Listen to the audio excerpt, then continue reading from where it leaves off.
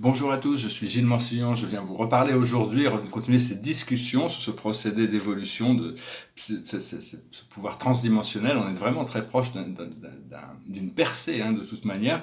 Donc je vais aborder quelques sujets. Je veux dire, on a tendance à protester contre la vie, c'est quelque chose d'assez commun, de se plaindre, de protester contre la vie, alors qu'en réalité tout ça c'est des résistances. Il faut essayer d'avoir confiance en la vie et lâcher prise sur ces choses qui nous créent de la résistance. Parce qu'on n'a pas vraiment le choix, on est obligé de changer, on n'a pas le choix, on est obligé de changer de toute manière. Et nous ne sommes pas ce que nous croyons être de toute manière. Euh, donc c'est vrai, il faut savoir qu'on est beaucoup plus que ce que l'on croit être de toute manière. Toutes ces expériences du monde terrestre ne sont que des réalités partiales et temporaires, elles vont passer de toute manière.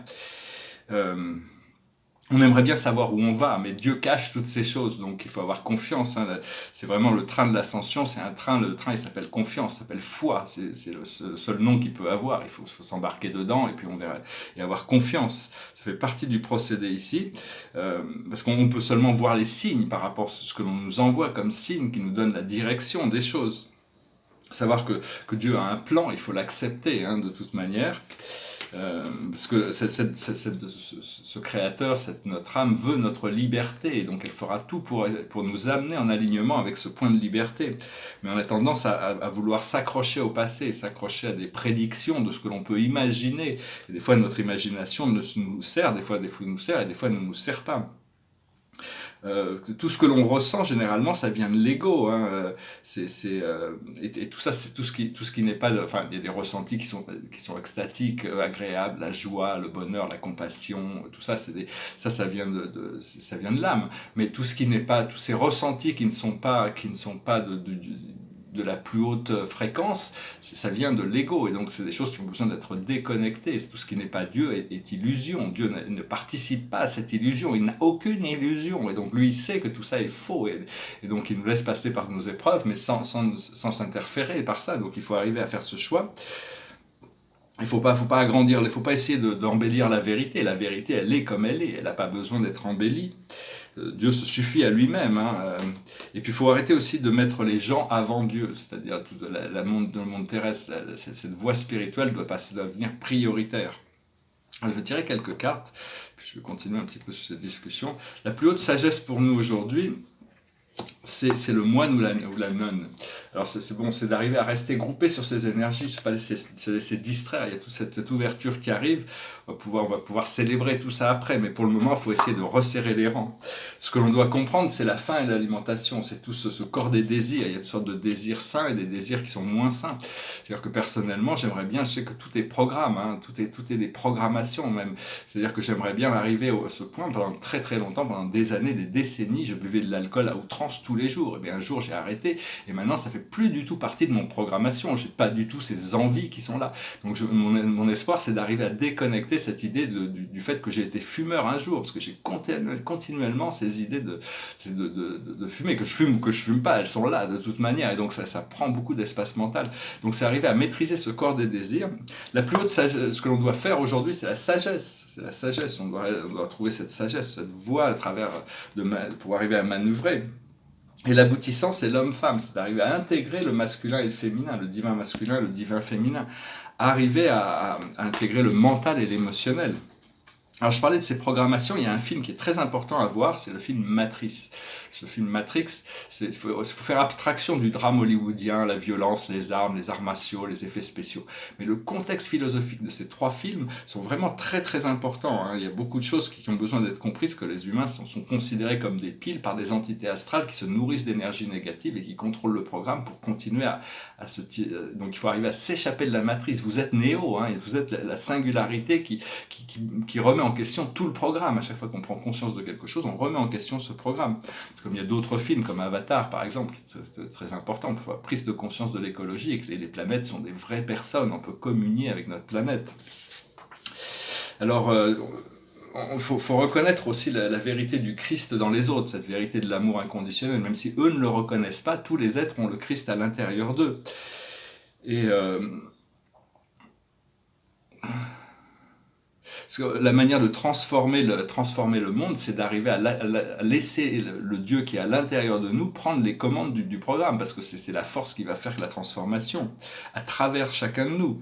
Euh, et ce que l'on fait aux autres, c'est comme si on le faisait pour Dieu de toute manière, puisque Dieu, c'est la vérité à l'intérieur même de tous les êtres. Dieu, quand je dis Dieu, c'est quelque chose, c'est un principe indéfinissable, incompréhensible, au-delà de toute compréhension, parce que c'est un être infini, donc, mais c'est le plus haut bien, c'est la plus belle vision, c'est au-delà c'est les plus beaux rêves, c'est la plus haute réalisation, c'est tout ce que l'on recherche en réalité. Il faut arriver des fois à lâcher prise du raisonnement, hein, et devenir amical par rapport à toute la vie, comme c'est l'attitude des maîtres ascensionnés. Parce qu'on n'est pas on a l'impression d'être un peu fragmenté, c'est-à-dire, mais on est des âmes complètes en réalité, hein, on est créé complet. Ce qu'on doit maintenant arriver, c'est intégrer la balance et faire le pont vers cette lumière, être des ponts pour les autres, pour nous-mêmes, vers ces plans de dimension supérieure, reconnecter à cet océan de paix à l'intérieur de nous, pour pouvoir tenir la flamme de la vérité. Moi, je recommençais à peindre, hein, je pense que j'avais mal à faire prêter la guidance, je n'ai pas reçu parce que moi, j'avais reçu cette guidance, comme quoi je perdais du temps en peignant, mais bon, j'ai recommencé, je ne peux pas m'arrêter de peindre, hein, de toute manière. Et ce qu'il faut savoir, c'est que notre moi supérieur, c'est lui qui est en contrôle, notre âme, c'est elle qui est en contrôle de notre ligne temporelle, hein. On est maître du temps en réalité, donc il faut avoir de la patience et lâcher prise sur tous les traumatismes anciens. 001, 0, ce chiffre est magique qui nous permet d'ouvrir le champ télépathique. 001, 0. C'est le code d'ouverture de l'ADN. Répétez-le vous. 001, 0. C'est vraiment la porte vers les autres dimensions. C'est tout simple. Il faut avoir de plus en plus confiance en soi-même, confiance en nos sens, malgré que les sens, comme disait Descartes, les sens peuvent être menteurs, parce qu'ils sont connectés à l'ego aussi, mais on a l'habilité de savoir, et l'habilité de tout recevoir. Et on ne peut pas aller en arrière non plus, hein, quand on a découvert quelque chose, on ne peut plus l'oublier vraiment, cette connaissance. Mais il peut y avoir un sentiment d'avoir perdu certaines choses, et donc tant qu'on n'a pas pu avancer pour le remplacer par autre chose, c'est assez délicat, parce qu'il y a ce sentiment de ces vieilles croyances, ces vieilles habitudes, des anciennes relations. Et donc, il faut savoir qu'on a tous vécu dans toutes les formes, on a eu plein d'incarnations où on a été homme, on a été femme, où on a été de toutes les races, on a été de toutes les religions, on a été gentil, on a été méchant, on a été pauvre, on a été riche, on a tout expérimenté, on est mort de toutes les manières différentes. Donc maintenant, cette vie-là, c'est une vie qui nous permet de nous arrondir, disons, parce qu'on a tous des forces et des faiblesses, on n'est pas parfait. Mais bon, je pense que on n'est pas parfait, mais bon, on doit s'accepter comme complet et arriver à travailler sur nos faiblesses et accepter nos forces et accepter nos faiblesses en augmentant nos forces, en diminuant nos faiblesses un peu tous les jours. Il faut tout apprendre et apprendre de tout. Une fois qu'on a tout appris, qu'on a tout appris, on peut retourner à la source. On revient avec toute cette expérience. Et cette illumination nous amènera à l'ascension. Savoir que le Christ est déjà présent dans le cœur de tous, c'est juste les gens ne leur permettent pas cet amour de se développer, il est déjà là, hein, c'est déjà... je veux aussi dire, c'est bien de continuer à travailler avec les cristaux, si vous pouvez les porter, les utiliser, c'est des amplificateurs. Les cristaux étaient déjà là, au temps de l'Atlantis, c'est des êtres universels qui servent la planète, qui servent l'amour, ils sont très très présents, ils nous connectent à notre nature cristalline. Le corps est comme un cristal, il faut qu'il devienne transparent comme un cristal. Et c'est essayer de travailler avec ces cristaux, c'est des amplificateurs. Le champ de la 5e dimension est un champ cristallin qui, jusqu'à la 15e dimension, sont des dimensions cristallines qui deviennent de plus en plus pures et affinées. Des cristaux sont des êtres conscients qui sont des anciennes consciences. Il y a deux sortes de cristaux. Il y a les cristaux de roche naturels qui poussent sur la Terre et qui ont cette conscience. Et bientôt, on découvrira les cristaux importés, des cristaux génétiquement conçus pour certaines fonctions qui vont nous amener tout un nouvel ordre technologique. Et ils sont connectés avec le divin féminin, le divin masculin et avec la planète, hein, de toute manière. Il faut savoir qu'on a fait suffisamment de nettoyage pour savoir que tout va bien se passer, hein. On peut parler de notre vérité, on peut agir sur notre vérité, tout va bien se passer. On a fait suffisamment de nettoyage. Bientôt, je vais pouvoir me lancer dans faire des séminaires, hein. Je sais, l'esprit me dit que je vais pouvoir faire des séminaires. Ça va être intéressant, on va voir, pour faire des voyages interdimensionnels. Euh, Bon, parce que bon, on arrive dans un point où on va pouvoir nettoyer plein de vieilles idées, vieux programming, mais on va pas oublier cette idée de la guerre, parce qu'on veut pas retomber dedans. Un jour, on va arrêter de jouer à ces jeux de guerre et on va pouvoir, mais il faut pas l'oublier, parce que si on l'oublie, on pourrait recommencer à penser que c'est acceptable, hein. Donc pour arriver sur la nouvelle terre, la Nova Gaia. Et savoir que tous ceux qui cherchent le pouvoir sont vraiment une toute petite minorité, mais ils exercent beaucoup de pouvoir sur le monde. Mais même ces gens-là sont en train d'être transformés. Et donc il y a toute une nouvelle génération qui arrive, qui vont être beaucoup plus conscients, beaucoup plus transparents, qui pourront exercer un pouvoir de manière beaucoup plus sage. Il va falloir repenser la politique, repenser le commerce, repenser l'économie, repenser les villes, repenser la santé, repenser l'éducation, repenser les relations. Tout ce qu'on a besoin, c'est de tourner vers le cœur et de voir qu'est-ce qui vient du cœur. Le cœur a toujours cette sagesse de toute manière.